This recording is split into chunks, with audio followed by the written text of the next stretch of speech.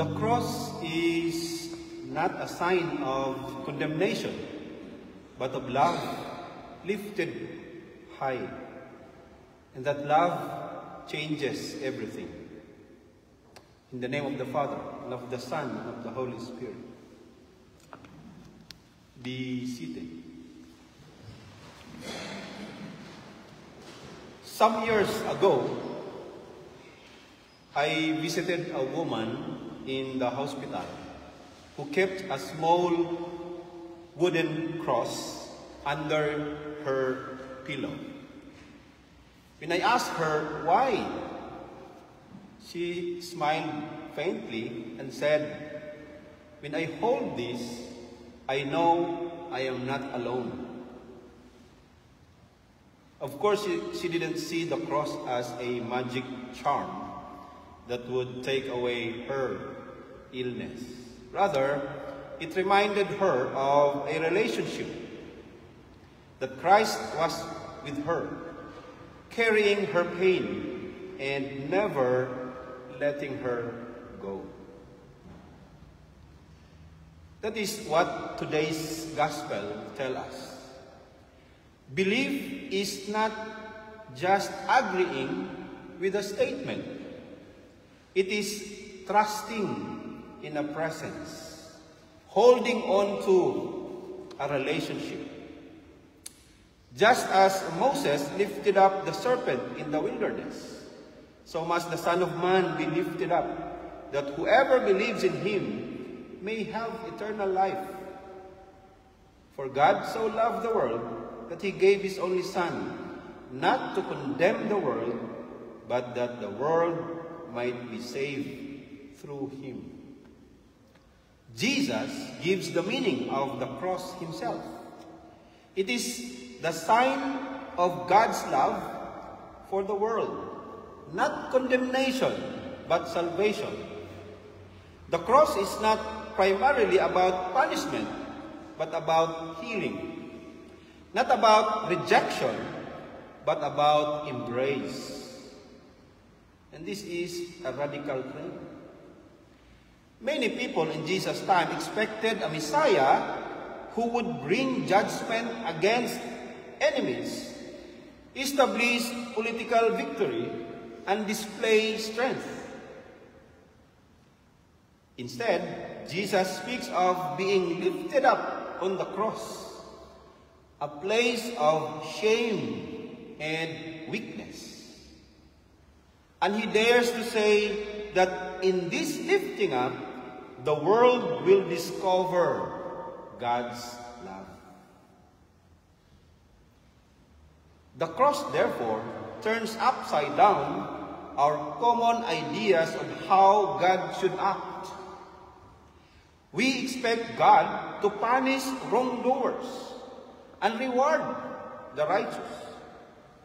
Yet, in the cross, God steps into human suffering, carries human sin and others, and offers reconciliation than revenge.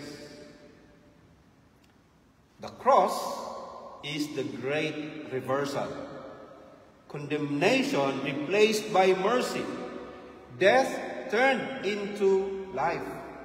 Hatred overcome by love. The people of Israel once experienced something similar in the wilderness. As we heard from Numbers, they faced the deadly bites of serpents and cried out for help.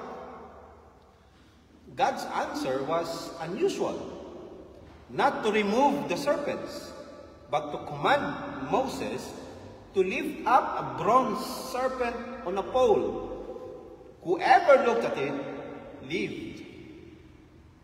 The healing came not from their own efforts, but from trusting in the sign God had given.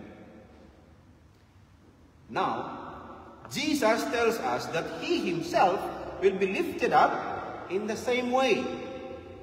He becomes the sign of healing and life, not for the tribe in the desert, but for the whole world.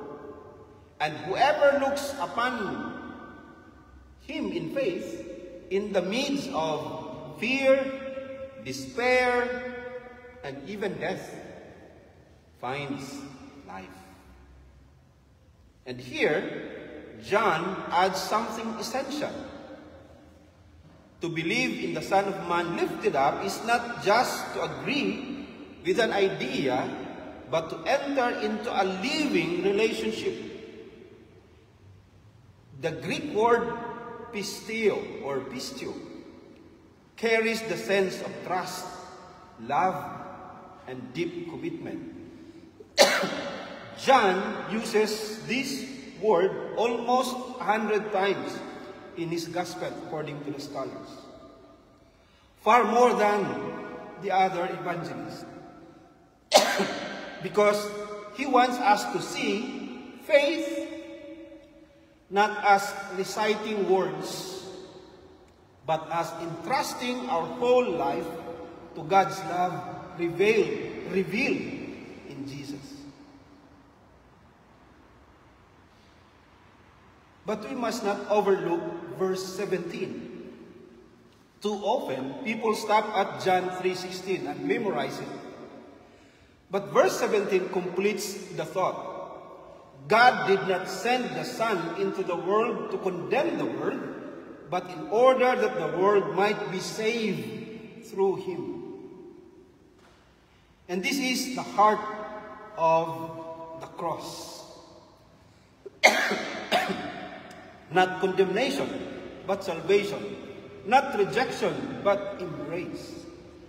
And St. Paul echoes this when he writes to the Corinthians, that the cross is the power of God and the salvation of God. The world looks it as if it is foolishness.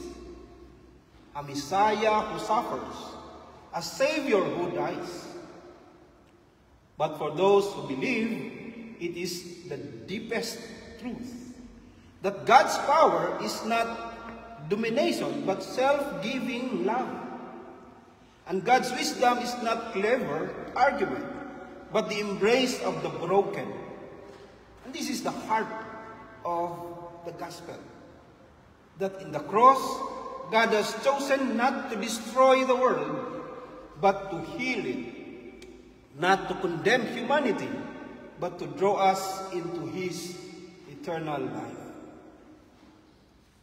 Of course, many of you are coming to the Anglican Center for meetings and for refreshments. And the Anglican Center, you will see a cross where we do our meetings, informal, formal, etc. That simple cross, wrapped in white.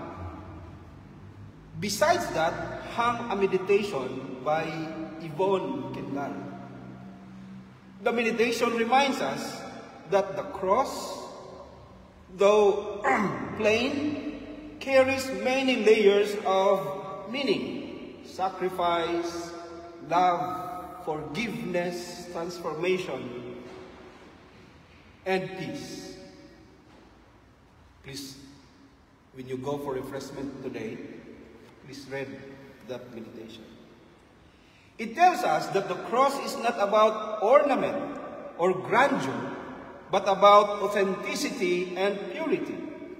It invites us to let go of fear, resentment, and control, and to let God's love flow through us. How fitting that this white cross in our center is placed, where we make decisions to the council meeting as a church, and where we share food and friendship.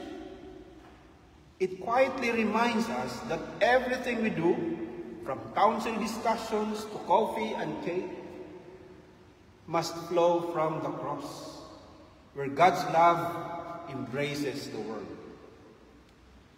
And this matters because our world is wounded. People are displaced by war, torn by injustice, burdened by poverty, or quietly suffering in loneliness and illness. In these wounds, the cross speaks. You are not alone. You are loved. You are not condemned, but embraced. St. Paul knew how strange this sounds. The message of the cross is foolishness to those who are perishing. But to us who are being saved, it is the power of God. The world sees power in domination. The cross reveals power in humility. The world seeks wisdom and pride.